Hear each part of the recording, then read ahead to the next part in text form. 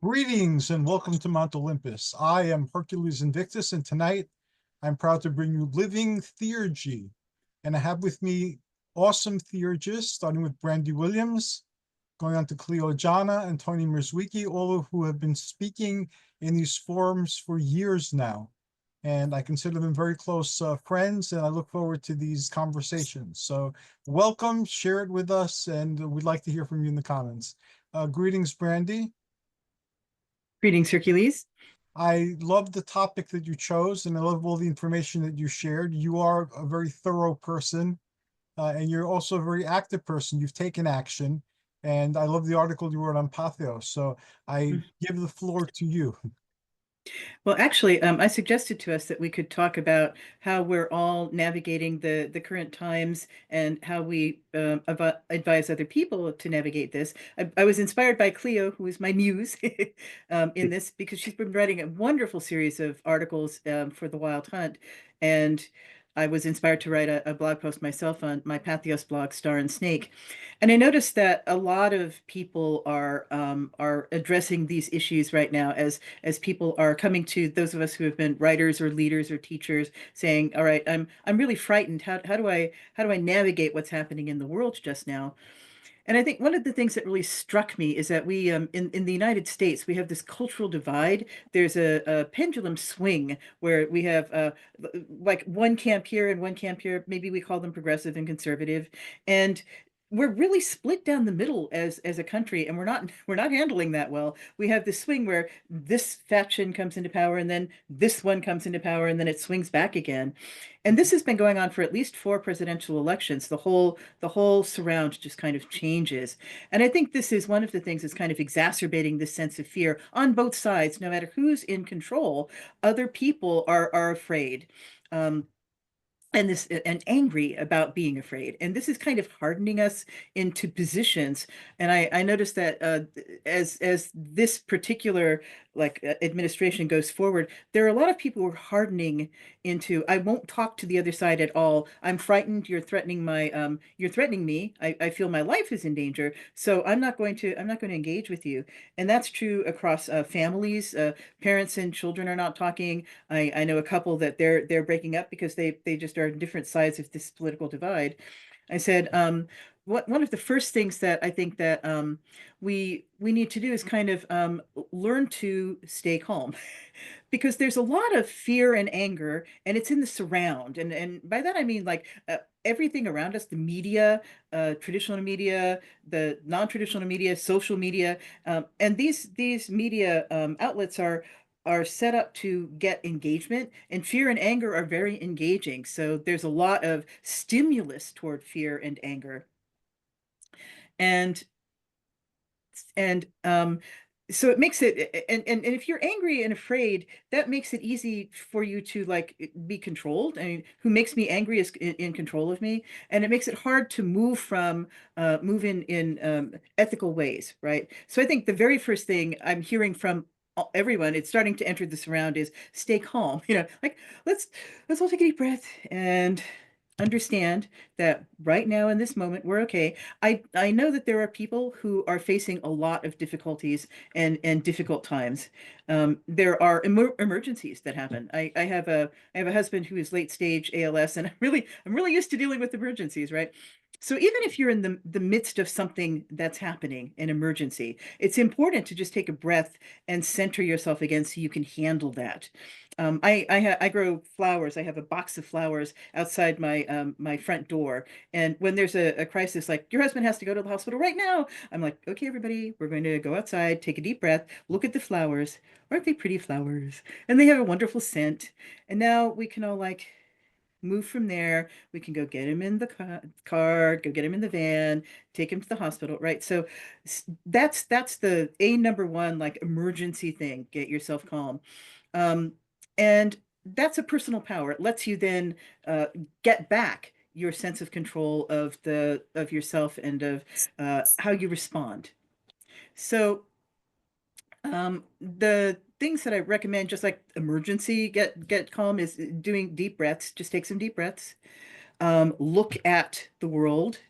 Look at the thing of beauty, actually.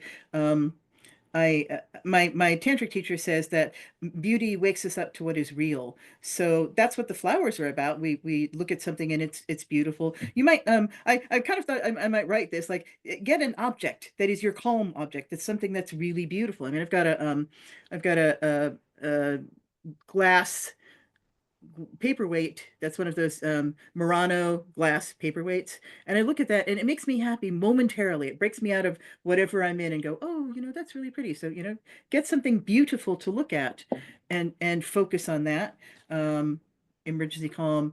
And then of course there's mindfulness. Mindfulness just means coming to your senses. Like, oh, I'm here. This is what's going on in the room. This is what's going on in my life. And then meditation. Meditation is always good. Then getting sort of sources of strength to move forward to address what's going on in the present moment and what's going on in our lives in facing challenges. I recommend connecting to source, and I think all of us can address that because that's something that is the ongoing source of strength for us. And so source means anything that brings you energy from without. So here's my set, and I hope that others will add to this set. Here's my set. The first one is ancestors. I connect to the ancestors.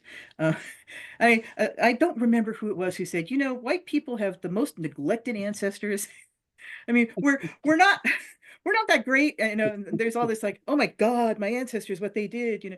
I think actually, if we connected to our ancestors more, that would help the world, right? Because that's what's going on. Part of what's going on right now is the stuff that we've got left over in this country from having come here, white people coming here and forcing people off their land, and then going kidnapping people and making them work for us. And we go, oh my God, that happened. Like, okay, deal with it though. I mean, um, once you understand like what has happened and like move beyond that, then it becomes a source of strength, right?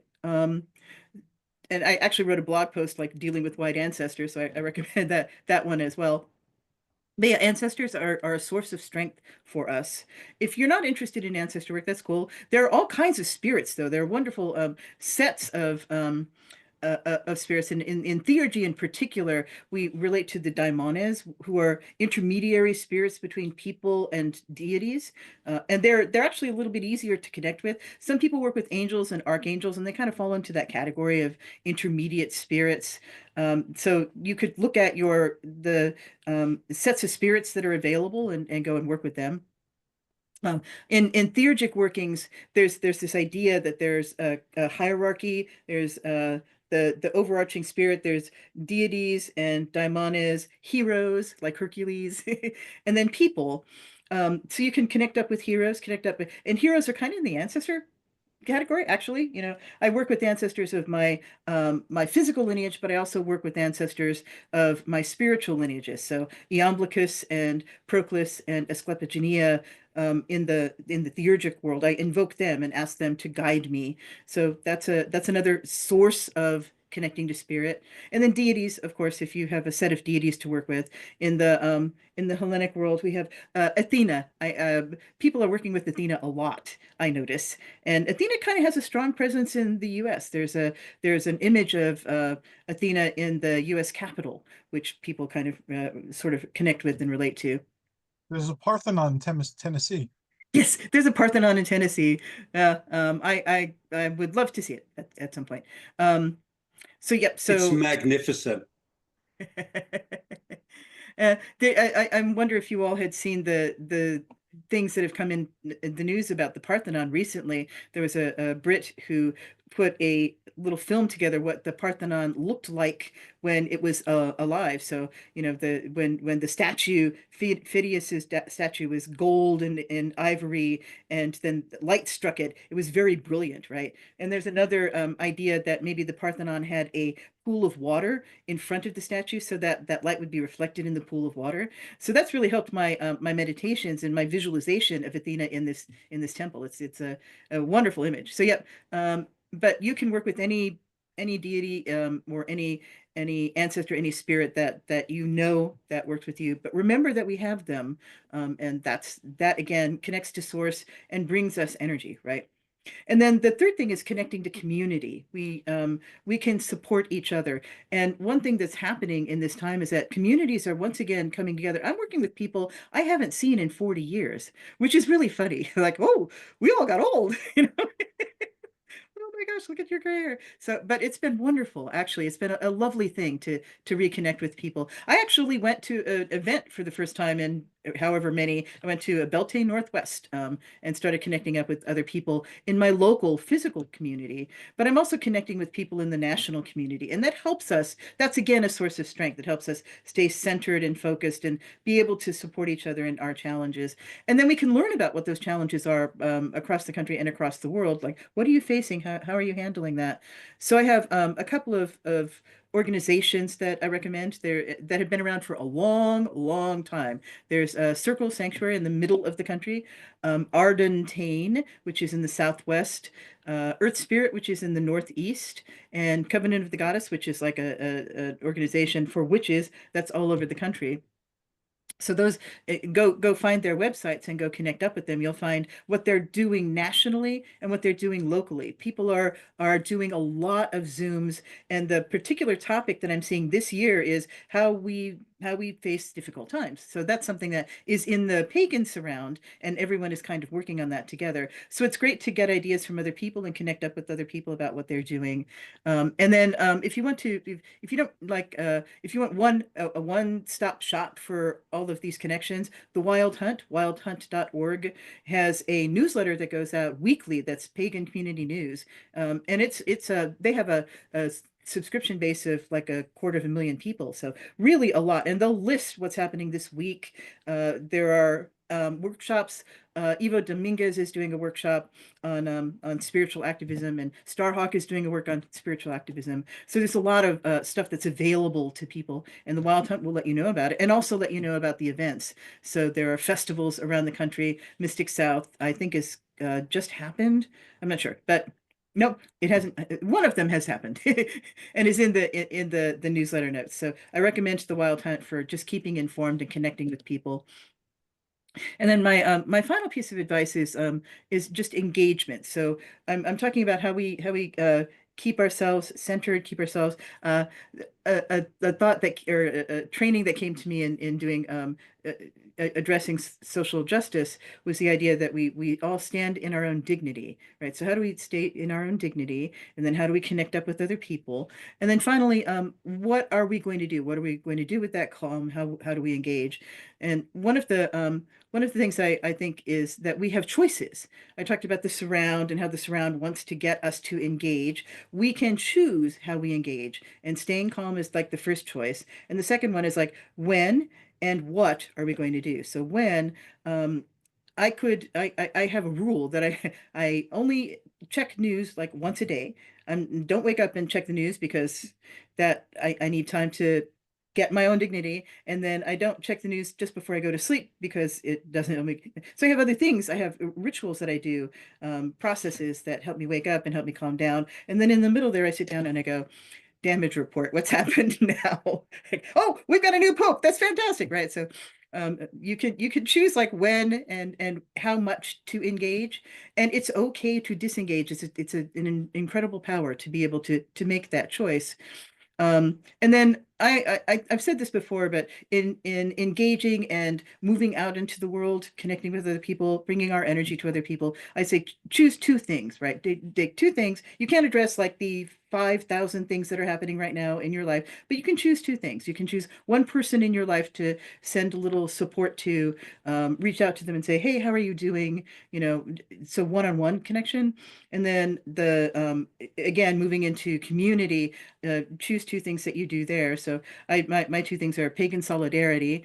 Pagansolidarity.us is the website. I'm one of the people who are posting resources. Once a geek, always a geek. So we're putting new resources up every day, and it's a really good place to go and just go, oh, look at all those climate initiatives, right? And my other one is the Washington Immigrant Support Network, because immigrants are in such pressure right now. But take two things, whatever two things they are, and put a little energy or a little money towards them. And that also is a source of power because you are taking your energy and helping other people with it. Whatever's happening in your life, it helps to build the circularity of energy that sustains us all. Thank you All very right, I'm much. done. It's always very inspiring. You are one of my muses, and now it seems that Clio is going to become one of my muses too. Thank you. Tony Mierzwicki. I just wanted to comment on a couple of things that Brandy said. First thing, she talked about reconnecting with the community. I'm back in Sydney and I'm reconnecting with people from the gym that I hadn't seen in 25 years. I'm reconnecting with people in the pagan community. And so I think having a sense of community is important. The other thing that jumped out at me was she talked about how important it was to have beauty in your life. And my situation is that Susan had to go back to America for a month, and I'm here on my own. But I have a flock of rainbow lorikeets that fly in. And if you're not familiar with rainbow lorikeets, they're mainly green, but they have every color of the rainbow in them. They're absolutely gorgeous. So I get woken up by them at around 6:30 or so. They're my natural alarm clock. I leave food out for them. It's like an all-you-can-eat buffet. And the thing, I love having them there because they are so incredibly beautiful. So what Brandy said about having beauty in your life is very, very important. Um, she also, I wanted to say, I really enjoyed both her blog and Clio's blog, and I wanted to share some thoughts on affecting change using magic or theurgy. And I wanted to start off by talking about Aesop, who's known for his fables, Aesop's fables. He lived from 620 to 560 BCE. He was a slave and a storyteller who lived in ancient Greece. And his fables usually involved animals and banal incidents as a tool to convey profound truths. And amongst the pearls of wisdom that he left was this one particular story. It's about Hercules and the wagoner. Hercules. So a wagoner was driving a heavy load along a muddy road. He came to a part of the road where the wheels sank halfway into the mire, and the more the horses pulled, the deeper sank the wheels. So the wagoner threw down his whip, knelt down, and he prayed to Hercules the strong. And he said, "Oh, Hercules, help me in this my hour of distress." But Hercules appeared to him and said, "Tut, man, don't sprawl there. Get up and put your shoulder to the wheel." So the bottom line was the gods help them that help themselves. So that particular saying was paraphrased to God helps them that help themselves by Benjamin Franklin, and then it crept into everyday vernacular. So the idea, contrary to the belief of many, does not appear in the Bible. It extols the importance of spiritual self-reliance, which is inconsistent with Christianity. Christians are basically supposed to say, I'm unworthy, I'm incapable of doing anything. Jesus, come in, take the wheel, fix everything for me.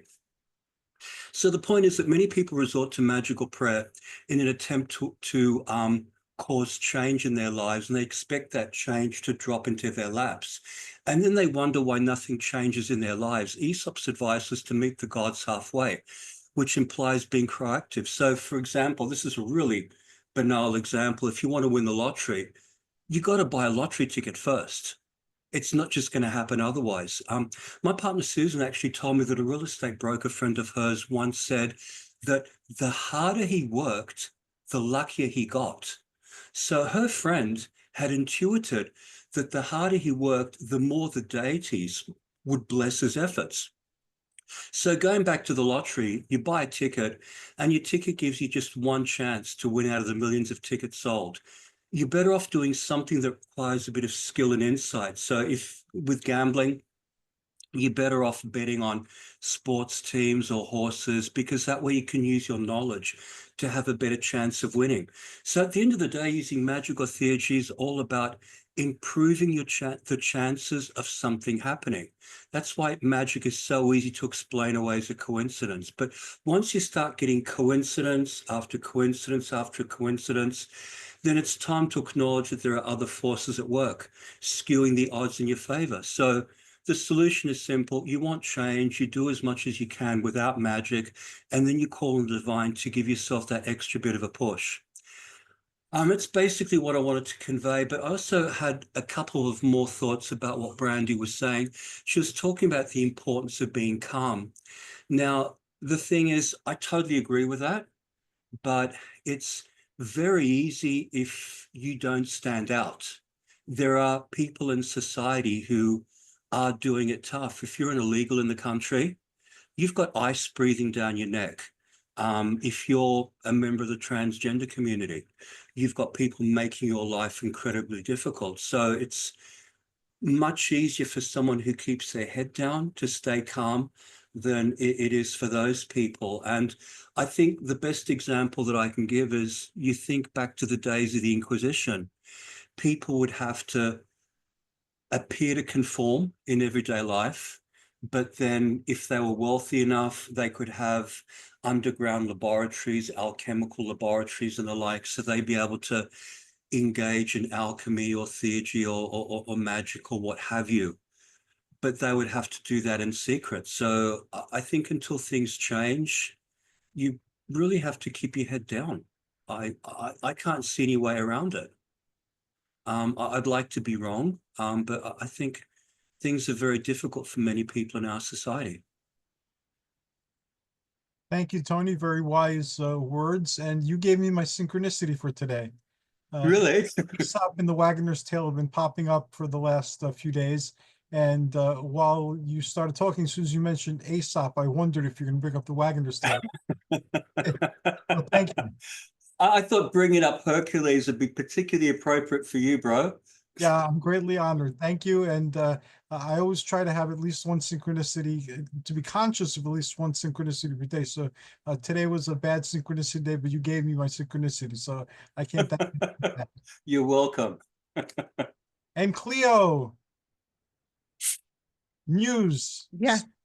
share your wisdom with us. This is such a wonderful, thank you, Brandy, for bringing up this topic. There have been so many things. You had mentioned Mystic South. That's actually going to be in July, the second full weekend in July. We just had Veganicon, and what's interesting is, uh, Tony, I certainly agree with you, and I think we all kind of agreed we are we're living under this delightful the curse of may you live in interesting times. These have been very interesting times and very frustrating. So in writing, we each write and present things, and we look at things and go, oh, um, and the nice thing is I have seen friends in the magical community who have, okay, we need to fight back, and here's how you're doing it. The very last day of Beganicon, I bring this up because it kind of reminded me, there were a bunch of people, most of whom in that room were brand new. They had never gone to any pagan gathering publicly before. Yet it was a safe space. And one of the things that I remember, people need a reminder of how to make connection with others, how to basically find your friends. If there's an emergency, um, for example, there's a natural disaster, the very first thing people do is you don't think about whether you like this person or not. You look to see, okay, how are people doing? Does your neighbor need help? Literally help getting out of the house, making sure there's enough water, making sure animals are safe, making sure that human life, because it's sacred. And the only time now I think that we seem to remember this is when there is a huge natural disaster that pulls everyone out of the, well, this is my cause and it's right, and you must be something different.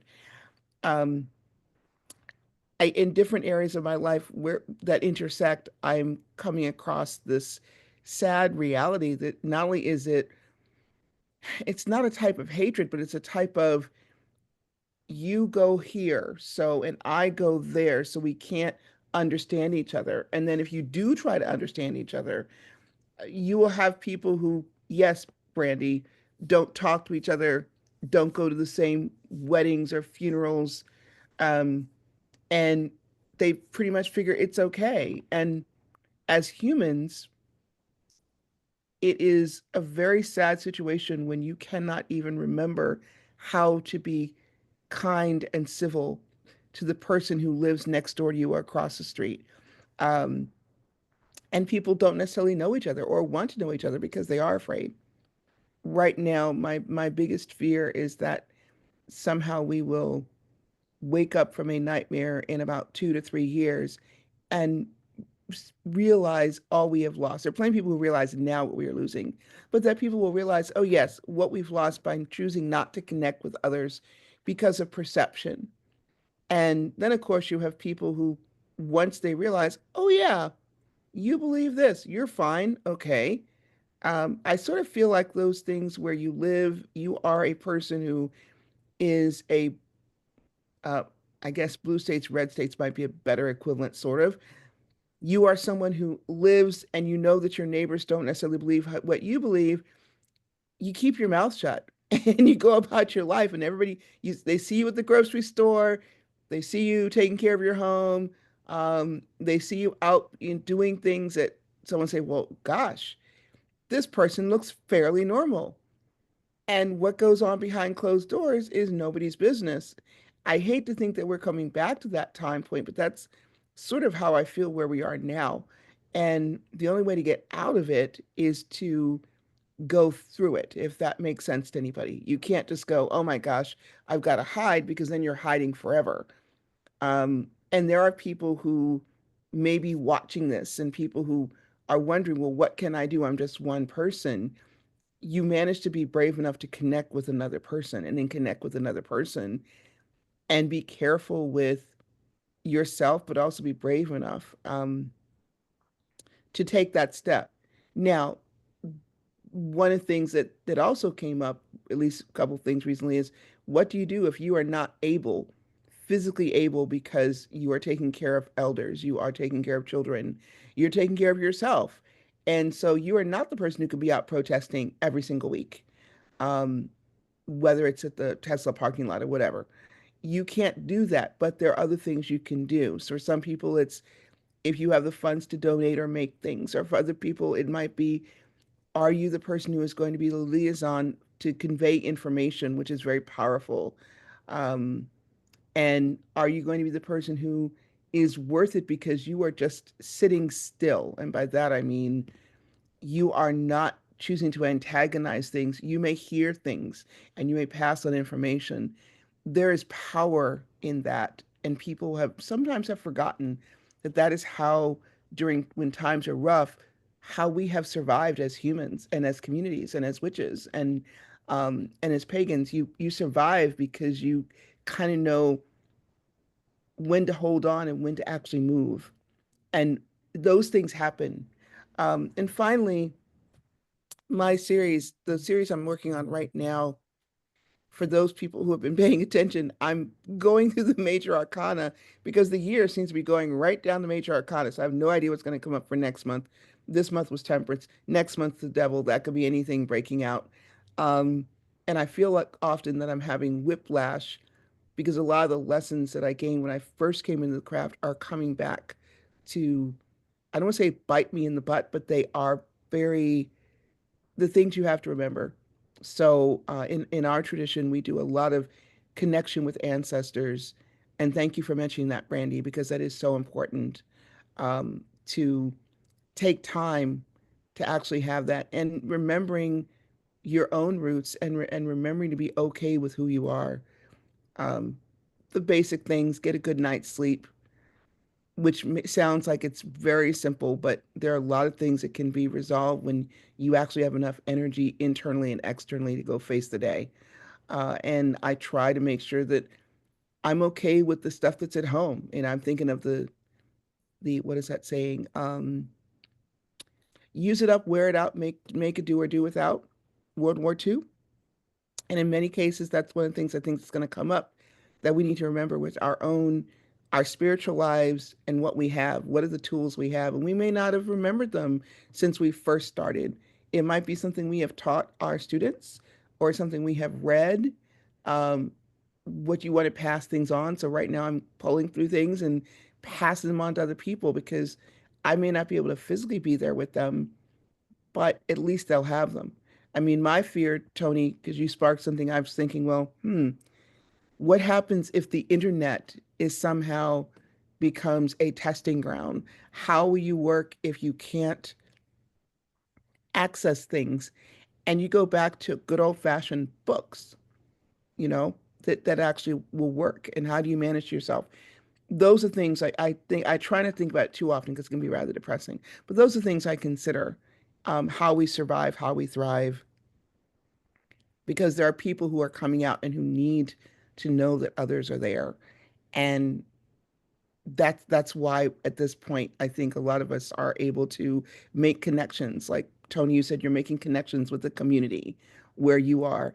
And when you make those connections, there's certain people you may not see them for years. And all of a sudden, I don't know about any of you, but I'm seeing people now I haven't seen in 3, 4, 5 years coming back out of the woodwork, and they need that connection to keep going.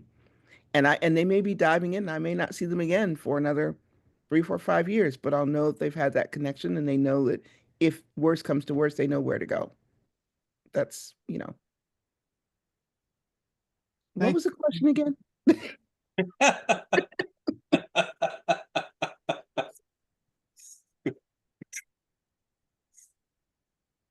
So yeah. You answered it. Okay. Thank you, Clio. You're very inspiring as always, and thank you for sharing all that. I also am going back into the past a little bit. I'm working with issues that I haven't addressed, I guess, throughout the course of my lifetime, or that I've addressed but not totally or effectively. Ancestors have been popping up, and I'm getting all sorts of information that explains a lot. And of course, the in-between spirits, they're in between, and they're always accessible. I'm not famous, but I'm a very public figure. So until fairly recently, I led the interfaith parade. I was the grandmaster, and I would open the ceremonies and close the ceremonies with a blessing from Olympus to my town. And I've been published in over 20 something paranormal anthologies, and I've talked at libraries and all sorts of places about not only Greek mythology, and I teach Greek mythology now to kids. So I've also taught about UFOs and about secret societies and all sorts of that stuff. So everyone knows who I am and what I do, so I can't really hide or go quiet. I was never very vocal about it, like pushing what I do in anybody's face, but I did it, and I did it very openly. And except for a couple of times, I didn't really have a lot of pushback for what I'm doing. Right now, because I'm not able to ambulate or balance myself, my activities are curtailed. So I had to let go of a lot of things that I was doing, including being on several local committees, because I just can't attend the meetings. They're not doing it on Zoom anymore because the pandemic has passed. So I'm trying to figure out, given my current circumstances, what can I do? So I have people coming to my house once a month too. It's from a metaphysical group. I met them in all these different places where I've done like workshops or whatever, and they kind of stuck there. So now we get together once a month. We drink an alcoholic beverage. Mine is chocolate wine. I love chocolate wine. And we talk about things metaphysical. So we're thinking of forming into an organization. Now, this is a good thing because not everyone there is an occultist. And there are a lot of people there who are on the opposite spectrum of the political situation that I am. And yet, I'm the main teacher, and I'm of a political party that they're antithetical or hostile to, and I'm an elected official. So haven't given that up yet, but I think I might have to give that up as well. So it allows, because I talked to them about it, that we're not going to agree about everything.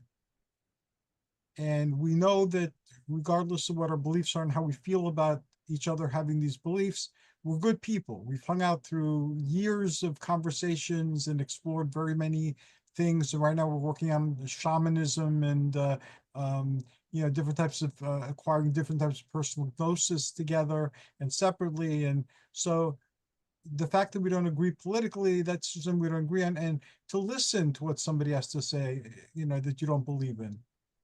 And that so far seems to be working a great deal. People who are very, very, very firm in their beliefs on the opposite side of the coin. Okay, I don't believe that. It's not my reality. But we deal with realities that are personal. We deal with realities that are different culturally. We deal with the fact that there are different heavens for different people, and we're not all aiming for the same place. So just like we like learning about each other's after death beliefs, or what we believe about ghosts, or the saucers in the sky, and about the different types of aliens, because these are the type of things we discussed both publicly initially and now privately. It's just another belief. I don't believe in most of the conspiracy theories, but other people do, and I'll listen to them, and I'll tell them that's interesting. If I find it interesting, I'll look it up some more, or or I'll tell them I don't buy that. That part I don't understand, and I don't want to understand it, or not interested in learning more about that. But please share if you have anything else you want to share. So I find that communication helps. Also with pagan friends who I'm working with through the podcast, I've had them, and they were very much against the Abrahamic traditions, and there was a litany of things, that we're all familiar with, that are complaints about the Abrahamic traditions. I'll have them working with somebody who's of the Abrahamic traditions, and it took a while to make this happen, but now, just like we're having a conversation, and just like the different UFO groups who have with different space Jesuses are now talking and stuff like that, these folks are now talking too. So they're seeing that despite the fact that we have different mythologies, different theologies, what we believe essentially is very, very similar, if not identical. So the conversation has gone a few times that, maybe there's something wrong with how we're describing the unknown, or the higher world, or the underworld. Maybe it's the Tower of Babel that, we each see in a different way, and we'll kill each other over differences in vocabulary and nomenclature. So it's not much. It's like little drops in the bucket. But despite the fact that I can't walk without falling, it's something I can do. And I decided the podcasts also are something I can do. And there are a lot of, I'm not LGBTQ, but I know a lot of people who are, and have family members who are. Some of my shows are very into the LGBTQ issues. And one of my shows, I met a trans talk show host, the oldest one in America, at a meeting in New York that I went to. And I gave her a show during the pandemic. She couldn't go out and have a show. So I have a transgender issues show. So that's still running too. So I haven't discontinued the shows. If the shows get too heated on anybody's behalf, I tell them I'm not going to air it. Because I'm not here to promote division. I'm here to foster understanding. So that's kind of the approach that I've been taking. And I've also decided to share my struggle with Parkinson's disease. I didn't think I would want to do that, but I started doing it, so I guess I do want to do it. And I figure that, again, whatever other people have or don't have in common with me, we have Parkinson's disease or something similar to it. So I created a show called Wrestling with Yeras. Yeras is old age in Greek. And there's no story that tells of the fight between Hercules and Yeras, although it's probably similar to Thor and the old woman who was old age in the Utgard Loki tale. But in the pottery, they have Hercules fighting with old age, and then they have another one where they're kind of pals and they're talking and they're friends. So my interpretation was that when you reach a certain age, and I'm of that certain age, you start getting older and you get affected. So you start doing all sorts of things. You exercise more, you take vitamins, you do whatever, comes in your head, trying to fight this old age. But eventually you have to come to the understanding and accept the fact that this is natural. Everybody goes through it, and that's what you're going through now. So despite all your efforts with vitamins, despite all your efforts to get a better physique through exercise or through occult techniques like The Secret, whatever, you're going to experience this. And you're lucky to make it to that age. So that acceptance is a liberation. And once you accept it and don't personalize it, this is something that happens just to you. It's happened to everybody. It's happened since the dawn of time. Then you could release all that, and you start to appreciate the moments that you have, and you don't know how many of those moments you have. So you might as well enjoy and embrace the moment that you're in. So anyway, that's my approach to this topic.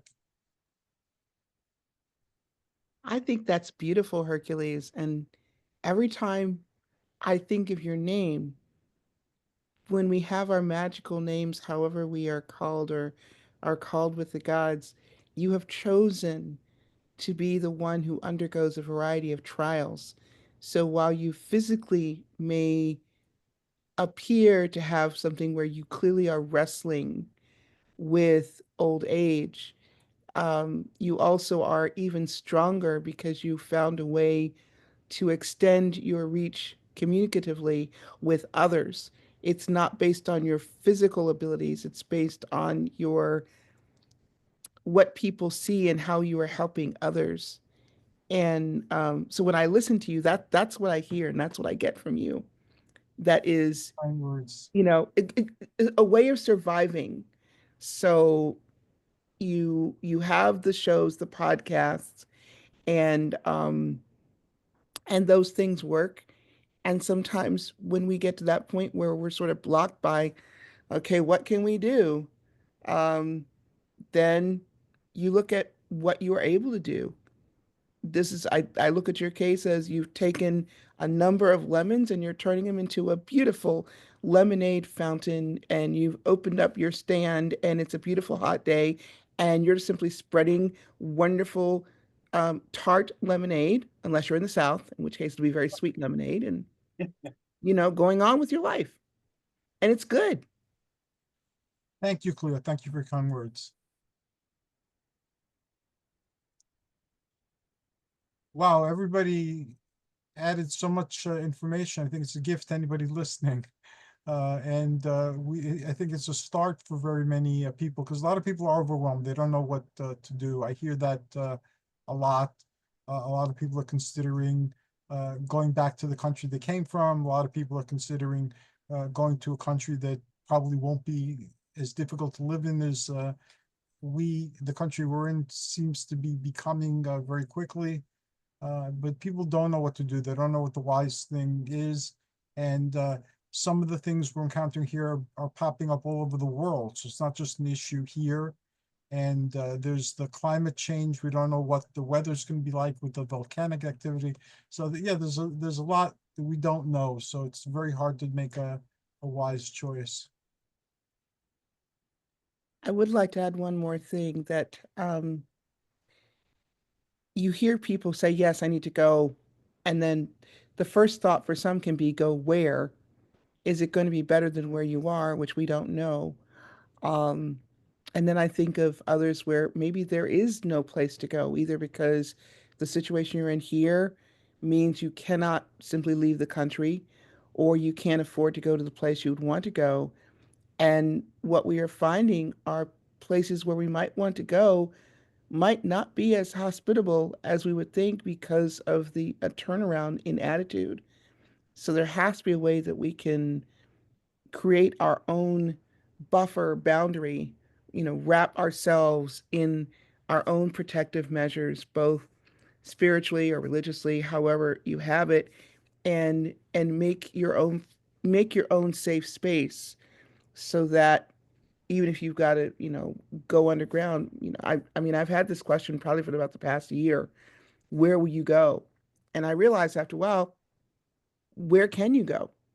If you are already a dual citizen, or if you have something where you are able, either financially resourceful, you've got a place to go, family to go to, or you were planning to leave anywhere. I know a couple people, wasn't the current election, they were planning to leave, and they're like taking off October, November, and then it's like, did you make the best decision of your life? Or are you going to regret it in a couple of years? And nobody really knows. No. Um, but we can try. Otherwise, we will drive ourselves mad as individuals, because humans need community. So as long as we can create community with each other, we will survive. But right now, the people who want us to be the you can only be with me if you're like me. That's kind of creepy. And usually those become those films that we look at and go, oh, this is a horror nightmare situation. You need to get out of there or do something else. And we just have to remember that. Um, so yeah. Thank you though. You've each given me some great ideas that I'll mull over until the next time we meet again. And I treasure this conversation, and I treasure each one of you individually as well as collectively. This is one of the bright points of my month. So I'm glad that you're all here. And unfortunately, our time is winding down for this conversation, and you're all doing such wonderful things. So we're going to go around. You can share how people can contact you and the wonderful things you're currently doing. And we'll start how we ended with Clio. Hi. Okay. You can reach me fastest way actually I am on Facebook, Clio Ajana. Just simply PM or DM me, and I do respond. You can also contact me through the Wild Hunt. I am first up, first Saturday of the month. So you can, there's a little box, looks like a little envelope. You can click that. You can also contact me, clioajana.com. And yeah, I would love to hear from folks. And of course, we're all going to be together later in the fall when Living Theurgy comes out. Yay, as a Theurgy book. Thank you so very much, Clio. Tony? Best way to contact me is through Facebook. I have a personal page and also an author page. The author page is it's a few months behind schedule. I've got to update it. I also have a blog on Patheos called Holistic Spirituality. In early August, I'm going to be talking at Sacred Harvest Festival, which I'm really looking forward to. So if you're in Minnesota, come up and come along to the event, say hello. Thank you very much, Tony. And Brandy? So you can find me as Brandy Williams Author on Facebook, on Instagram, where I started to post again, and my I'm brandywilliamsauthor.com, and my Patheos blog is Star and Snake. Thank you very much, and thanks to all of you once again. Blessings and great success in all your endeavors, and thank you for sharing them here, and I look forward to our next conversation. Thank you, Hercules. Thank you. I can't see the mouse where the mouse is going, so there we go. Good night. Oh, nice.